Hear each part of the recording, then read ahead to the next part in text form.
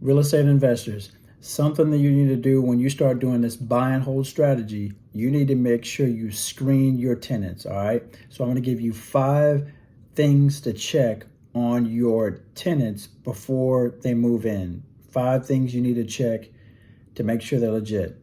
Number 1, criminal background check. Very important. Make sure they don't have any misdemeanors or whatever it is in your criteria that you don't want them to have. Make sure you check it on the criminal background check.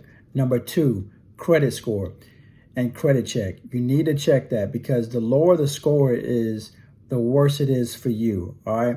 You want to make sure you get paid. That's the most important thing, right? You getting paid. So what that's an indication of is their credentials to pay you back. So credit check is very important.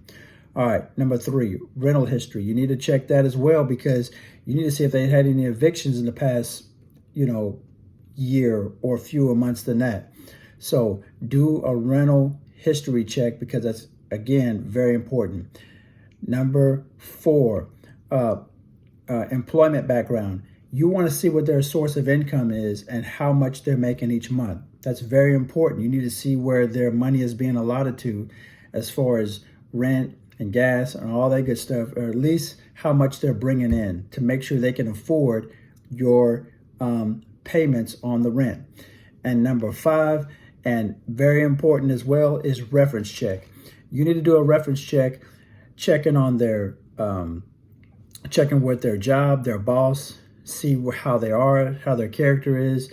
And also, even better than that, or just as important as that, is check on their past landlords. See if they had any issues or anything before that. So that way, when you do all these checks, that gives you an identification of who they are and if they're going to give you any problems or be any problems later on in the future. All right, so hopefully you like this content. Hopefully it brought some value. If you will, hit that like button. And if you're new to my channel, please subscribe.